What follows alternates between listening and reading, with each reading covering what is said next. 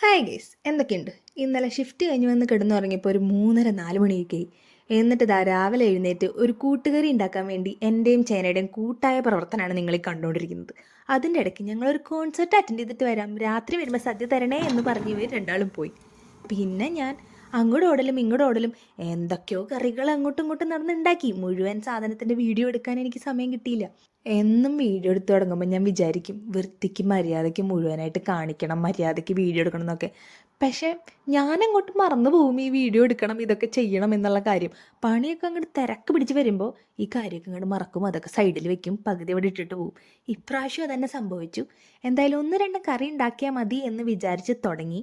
അവസാനം സെറ്റായിട്ട് ഇത്രയും സാധനം നമ്മളുണ്ട്. ഈ വീഡിയോ എഡിറ്റ് ചെയ്തുകൊണ്ട് ഇത് കണ്ടുകൊണ്ടിരിക്കുമ്പോഴല്ലേ എനിക്ക് തന്നെ എന്നോടൊരു അഭിമാനം. പിന്നെ ഫോൺ ഞാൻ അങ്ങോട്ടും ഇങ്ങോട്ട് തിരിക്കണം, നിങ്ങൾ നോക്കണ്ട. അത് ഞാനൊന്ന് ആംഗിൾ സെറ്റ് ചെയ്യാൻ വേണ്ടി ശ്രമിച്ചത്, അത് നടന്നില്ല. പോട്ടെ, സാരില്ല.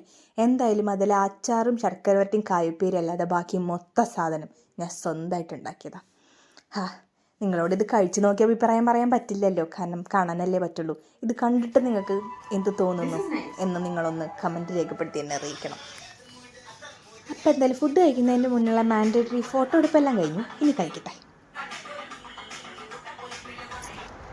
കഴിക്കാൻ വരാമെന്ന് പറഞ്ഞ ഒരാൾക്ക് കഴിക്കാൻ വരാൻ നേരില്ല. അപ്പോൾ നമുക്ക് കൊണ്ടുപോയിട്ട് പായസം പിന്നെ ഫുഡും കൊടുത്തിട്ട് വരാം.